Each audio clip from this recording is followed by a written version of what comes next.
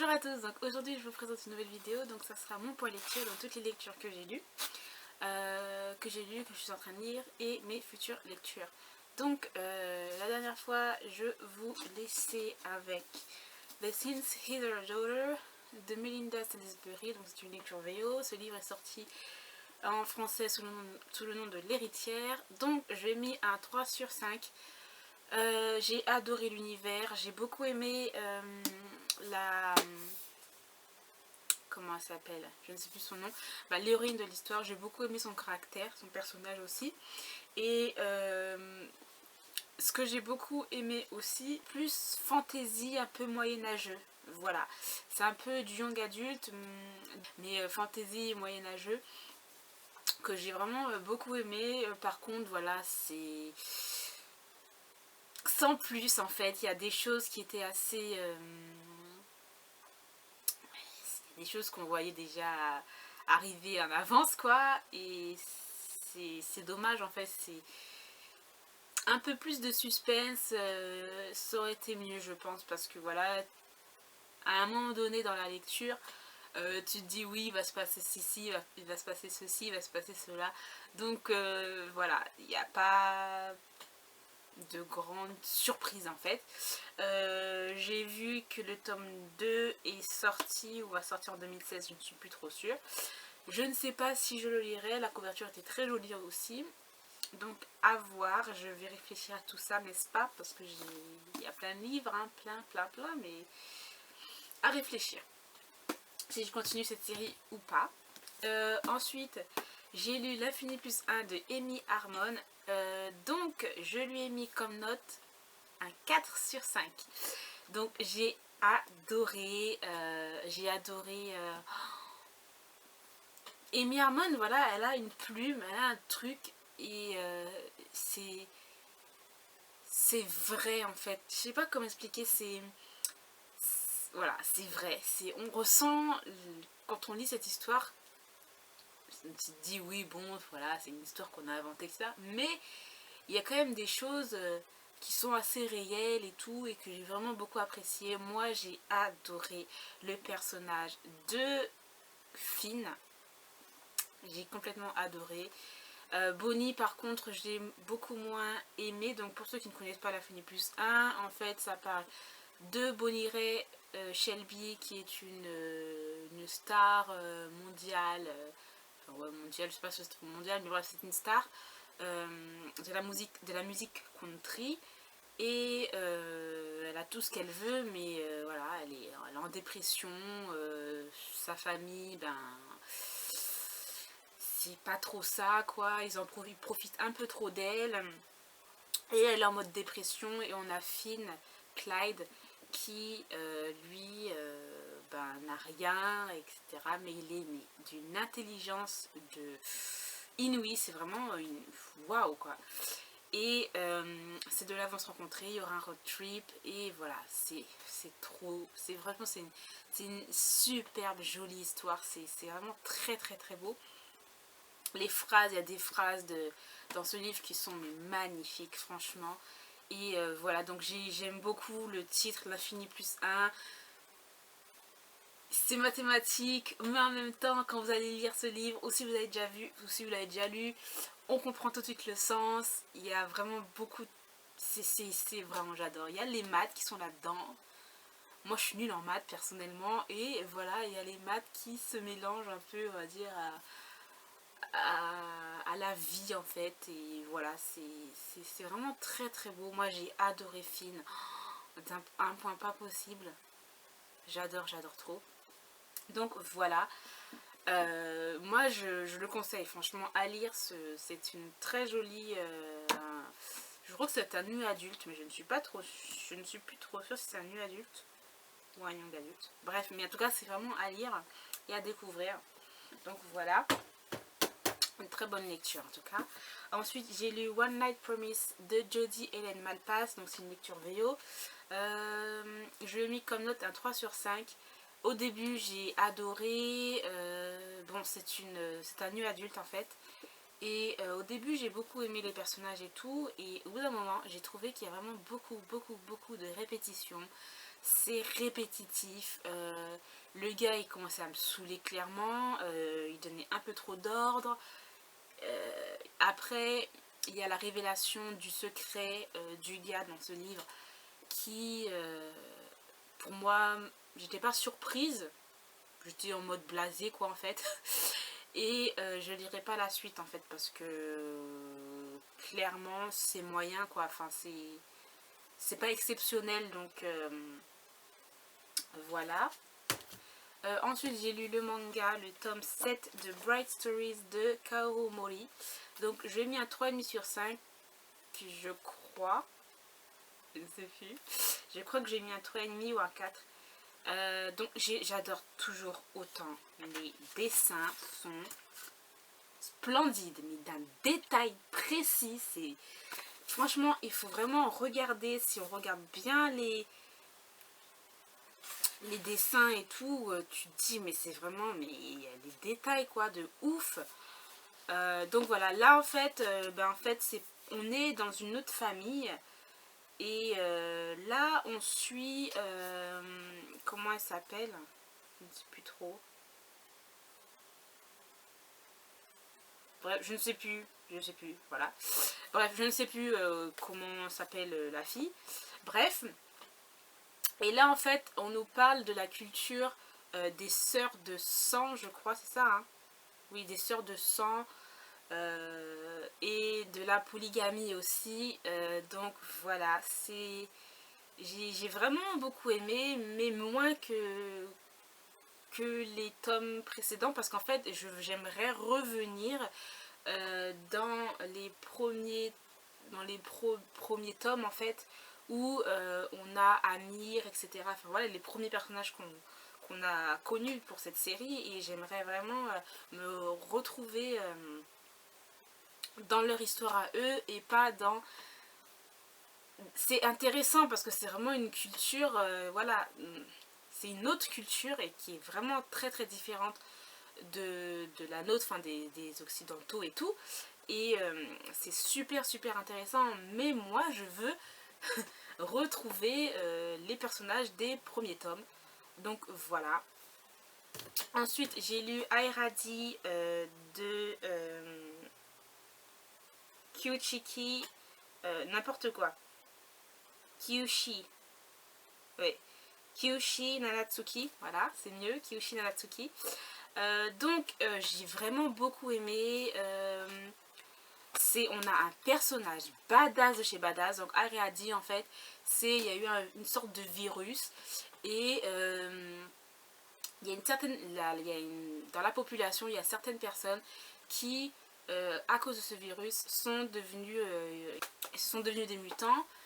Et en fait, l'État a décidé de prendre tous ces gens qui ont des pouvoirs surnaturels, de les mettre sur une île vraiment à part du Japon. Et ils les ont tous mis là-dedans, et c'est l'Ariadi.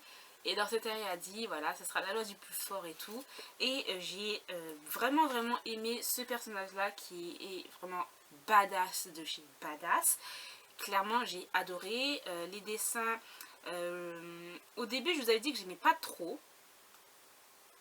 Attendez que je vous montre. Il y a celle-là que j'aime bien, mais bon, il y a une... Voilà.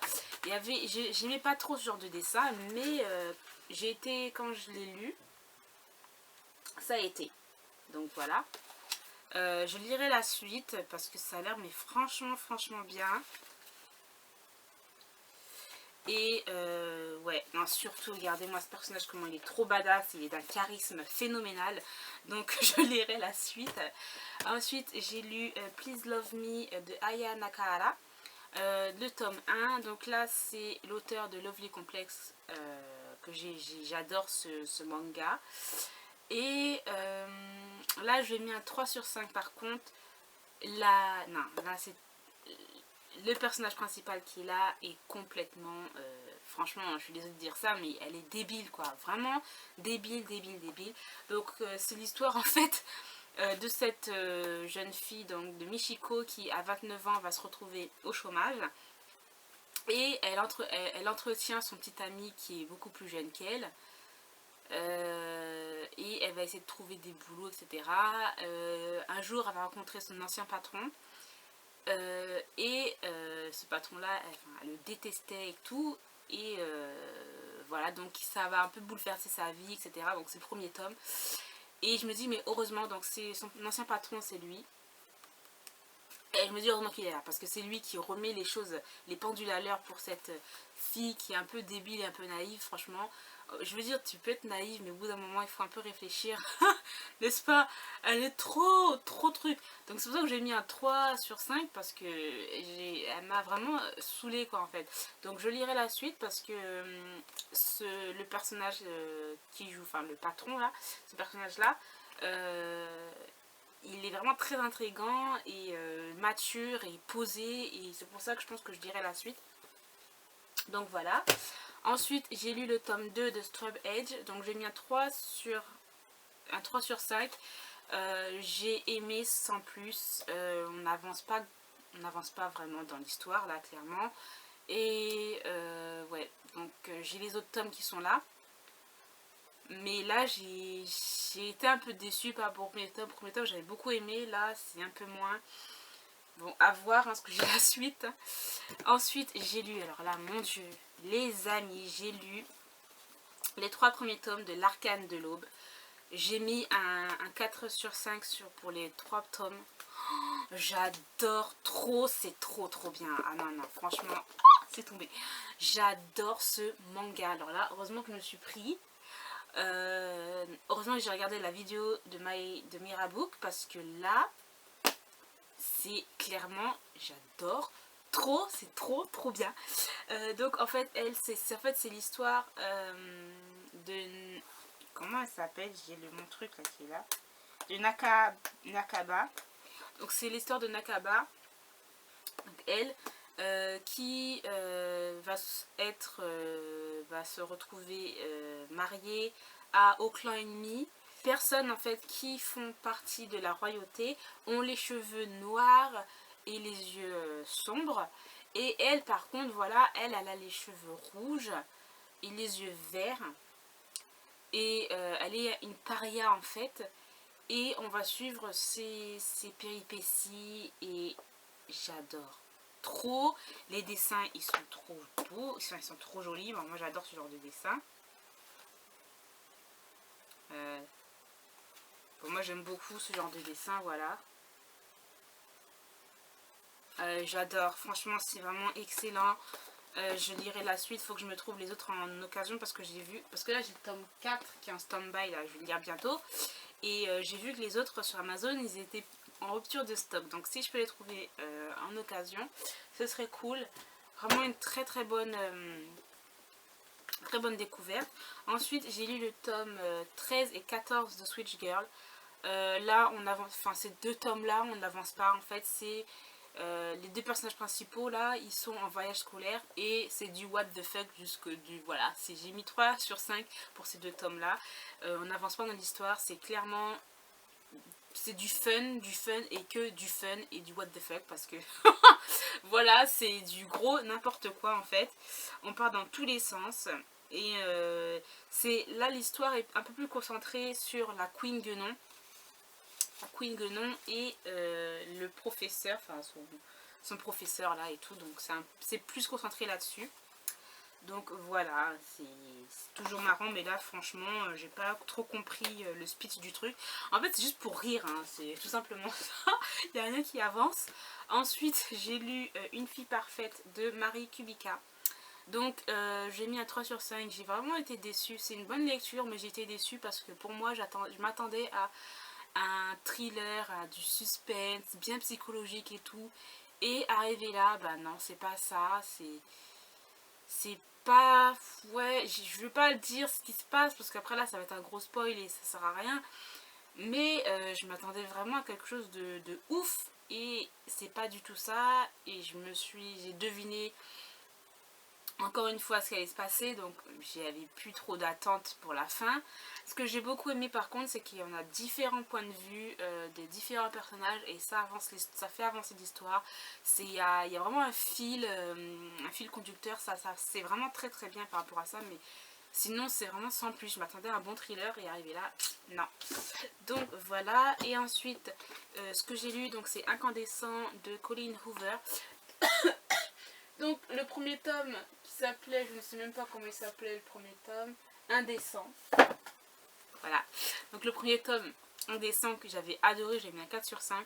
Là je lui ai mis un 3 sur 5 parce que en fait on le sent. Parce qu'en fait normalement Colleen Hoover ne devait pas continuer faire ce deuxième tome là en fait. Et en fait elle l'a plus fait pour les fans et on le sent dans son écriture.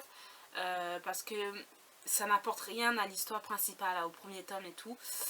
Ça n'apporte rien du tout. Après bon, moi j'ai aimé sans plus, mais clairement tu sens que elle l'a fait pour faire plaisir aux fans, mais pas vraiment pour elle. Donc moi je vous dis, si vous deviez le lire, enfin cette série là, lisez que Indécent, que le premier tome, et ça sert à rien. Le deuxième tome ne sert à rien du tout.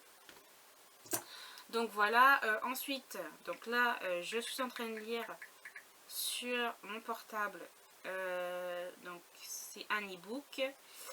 Attendez, donc je suis en train de lire Le Diplomate de Zara Owens. Donc attendez que je vous montre déjà la couverture, n'est-ce pas? Voilà. Allez, dépêche-toi. Il est où la couverture là? Voilà. Donc vous n'allez pas la voir bien. Je vais essayer de le grandir. Donc voilà, Le Diplomate. Donc c'est une romance MM. Là j'en suis... je suis à quelle page en gros? Je suis à la page 76. Bof. En fait c'est bof. Bof. Donc là en fait c'est l'histoire d'un diplomate américain qui va rencontrer une sorte de secrétaire britannique. Et ces deux-là, ils ont déjà des compagnes. Mais ils vont avoir une attirance. Mais bon, là, je suis même pas encore dans le genre, voilà, ils sont dans l'attirance et tout. Je suis vraiment au début. Et voilà, donc à voir par la suite. Mais je trouve ça bof, pas... c'est pas... Voilà. Donc ensuite, ce que je vais lire après, donc je vais vous montrer ça tout de suite. Donc c'est Phobos de Victor Dixon. Donc je vais le lire, il faut absolument que je le lise parce que il est là depuis un certain moment et il faut que je me fasse mon propre avis parce qu'il n'y a vraiment que des avis positifs. Ouais. Pas... Oui, je vais pas dire qu'il n'y a que des avis positifs, mais il y en a eu beaucoup quand même. Donc voilà. Donc voilà, j'ai terminé pour ce point lecture qui était un petit peu long. J'ai essayé de... Voilà, j'espère que cette vidéo vous aura plu. Je vous remercie encore de l'avoir regardé et je vous dis à très bientôt pour une nouvelle vidéo. Bye!